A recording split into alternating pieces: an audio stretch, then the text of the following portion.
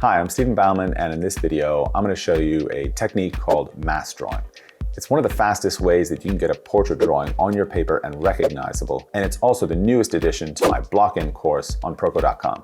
In this demo, I'm going to work fast and rough, and I'm going to share with you some of the insights and techniques that make mass drawing so effective for portraiture. Here's the thing about mass drawing.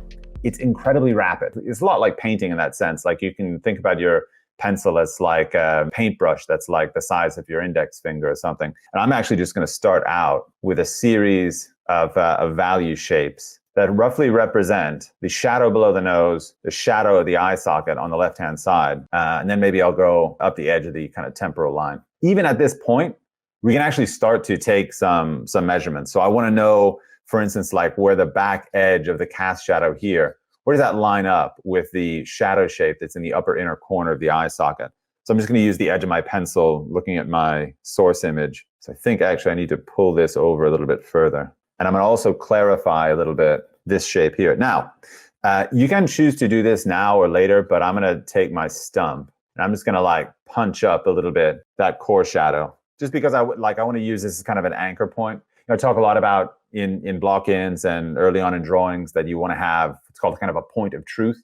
In this case, since we're not like working from the outside in, meaning we're not like starting with the chin and the top of the head and using that as a measurement, our point of truth kind of happens inside the drawing. So I'm going to use this eye socket as a point of truth, which is essentially a way to say that it is a unit of measurement, right? So now that I have that, I can kind of take a look and measure the length from the top of the brow ridge, for instance, down to the shadow where it begins on the nose. So I'm going to measure on my source image now and just see if that's also the same distance there.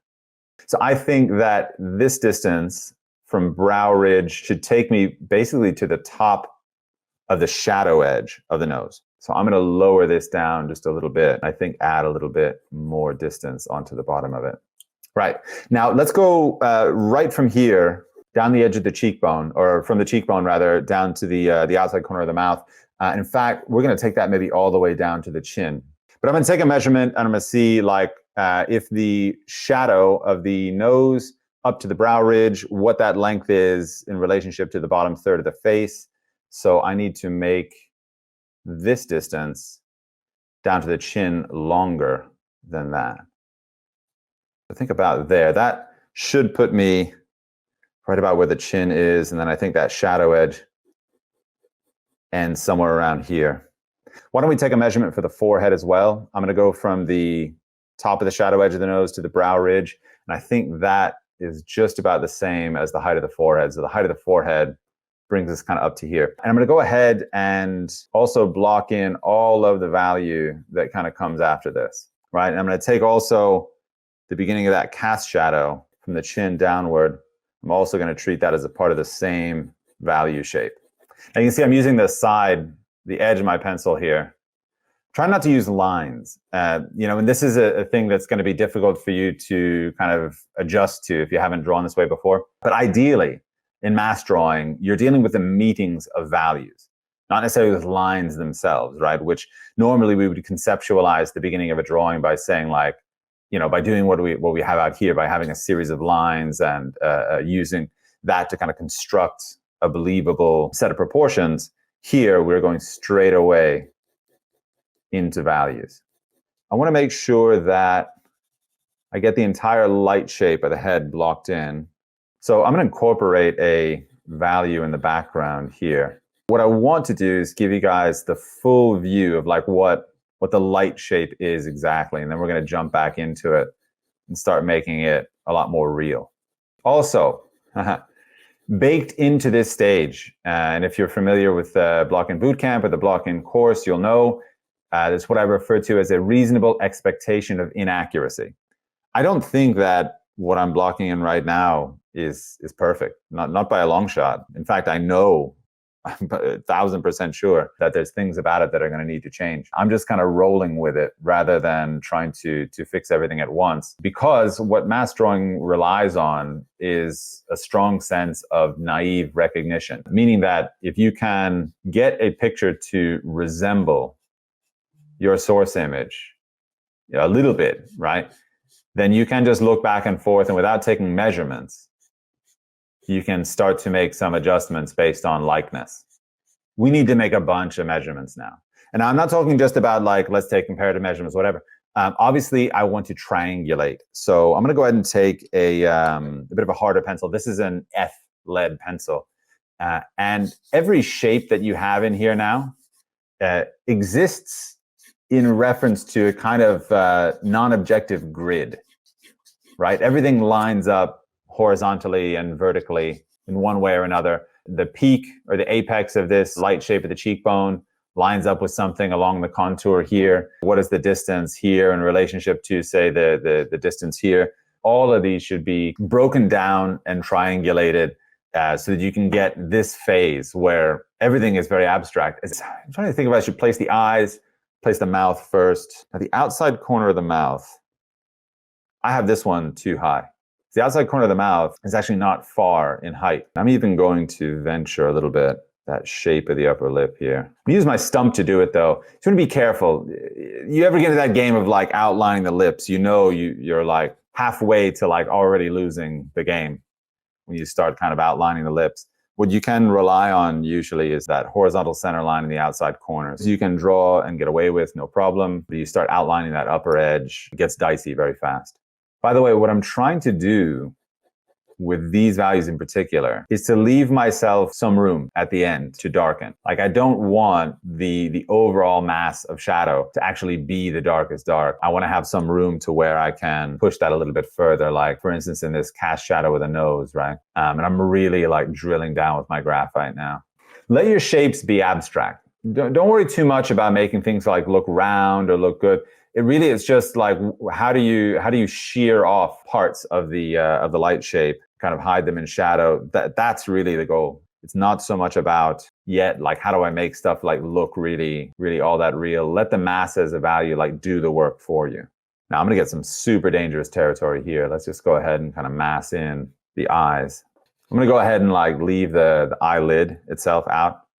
I know that we've got a beautiful, strong kind of light shape in the eyelid. I'm not going to bother about that just yet. So I feel like I've got a lot of room on this left-hand side. So I'm going to push this value out because eventually I want to make a shape around his ear so we can kind of anchor his head in this space. And you can go to town, by the way, with your stump, especially once you have like this much graphite on the page and you have a nice kind of saturated stump like this. You can really, really go to town on it. But what I basically want to do is I want to remove a lot of that light value from these darker areas. All the triangulation that you should be doing should be happening now, because once we move on to like the latter stages of this, we're not going to want to be changing things around. Getting into the eyes, I'm using my mono zero eraser to really roughly carve in where those eyelids are going to be. The ear, what about the ear? Let's go from the outside corner of the nostril to the far high point on the left-hand side of the ear. That can compare to the light shape of the forehead, more or less. All right. So we're going light shape of the forehead, and we're going from the outer edge of the nostril to the high point of the ear. And that should leave us somewhere here. So again, we're triangulating, right? The top of the ear winds up somewhere here.